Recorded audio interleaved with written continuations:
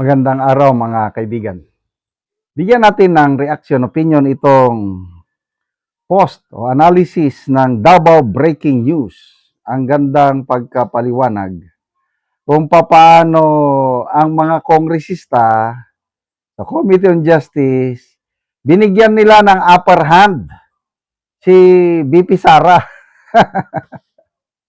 dahil sa mga pagkakamali nila. Okay. Title, How House Blunders May Hand Sara Duterte the Upper Hand.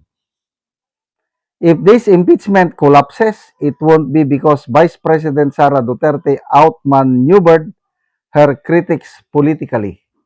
It will be because her accusers failed legally, and that is far worse. At the center of the storm is the House Committee on Justice, whose handling of the impeachment complaint is now being challenged before the Supreme Court of the Philippines. The accusation is blunt, grave abuse of discretion. Okay yung impeachment, constitutional. Kailang yung fishing expedition during impeachment, bawal, sobra na yan. Ayun, yun ang reklamo, yung fishing expedition. Translated from legal language, that means one thing. They may have cut corners. Any competent lawyer knows this.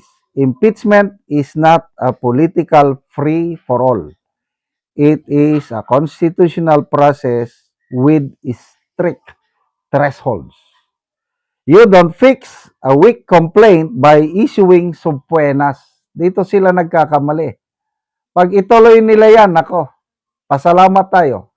Dahil para nilang pinupukpok ang kanilang ulo ng martilyo. You don't build a case while pretending to evaluate one.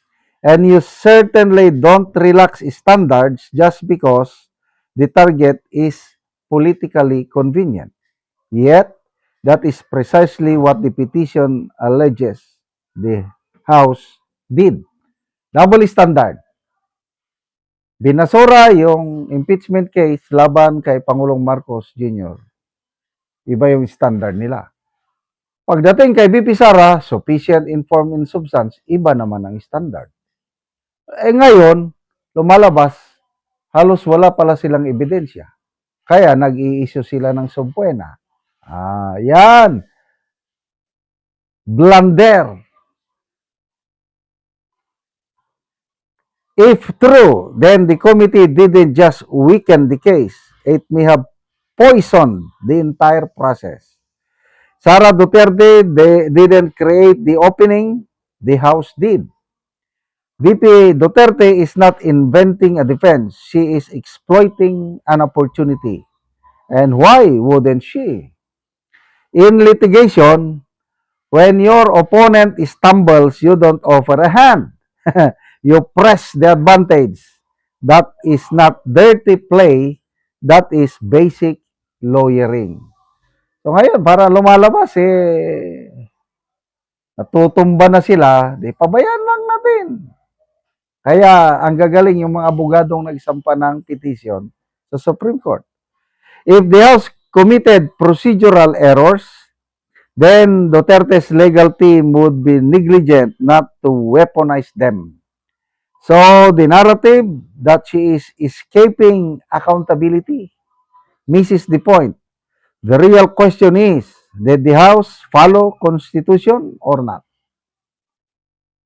Sinasabi ni Congresswoman De Lima, takot na takot daw si BP Sara humarap sa accountability kaya nagpunta siya sa Supreme Court. I don't believe so.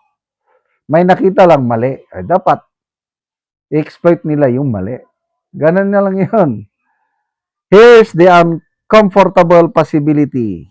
This entire effort could unravel not in the Senate but before it even gets there. If the Supreme Court finds that the House overreached, then everything, hearings, subpoenas, proceedings could be rendered void. Not delayed, not weakened, dead. And if that happens, The political fallout will be brutal. The House looks reckless. The impeachment loses credibility. Duterte walks away not just unscathed, but politically strengthened.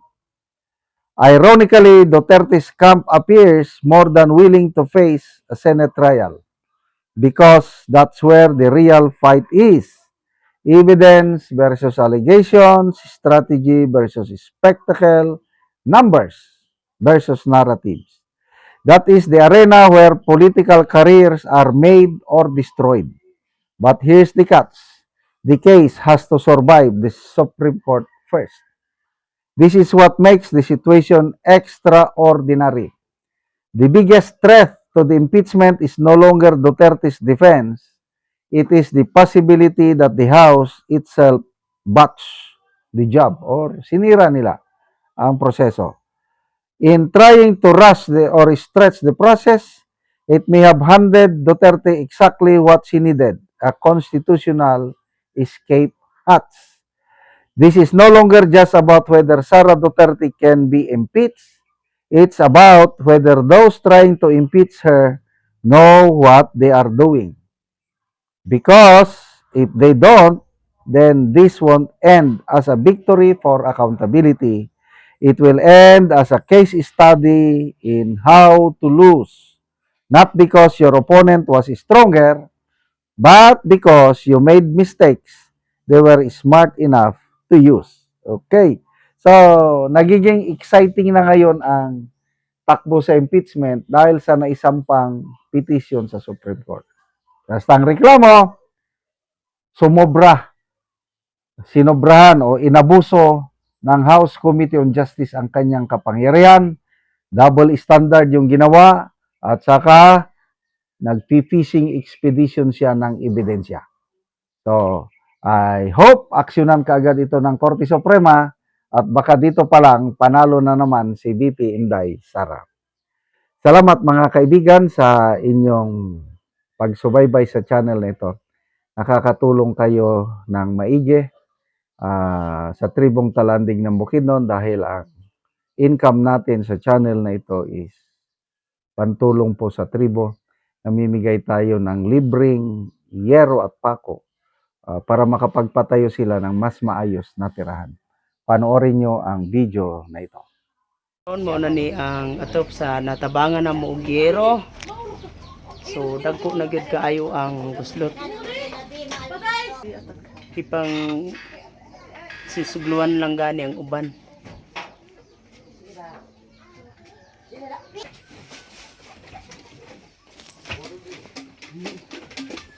Og mao na ni ang yero nga among gihatag. Nabatigan ni sila.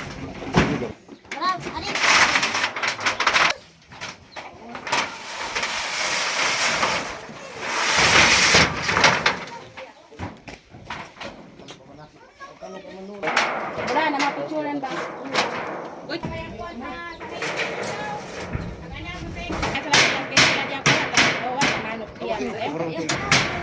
Ay, hindi teka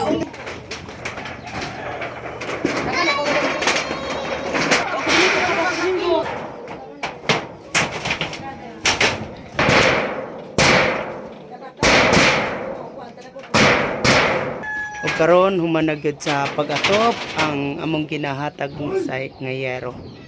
So, nindot na gyud.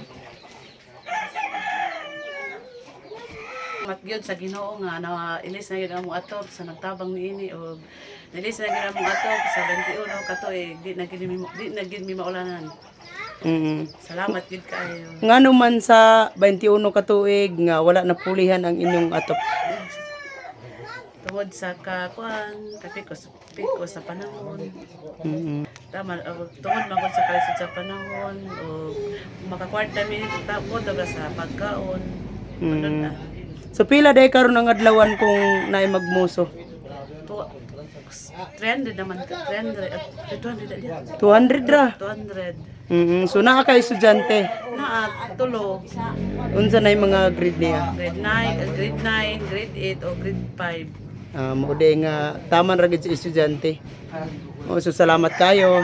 Salamat sa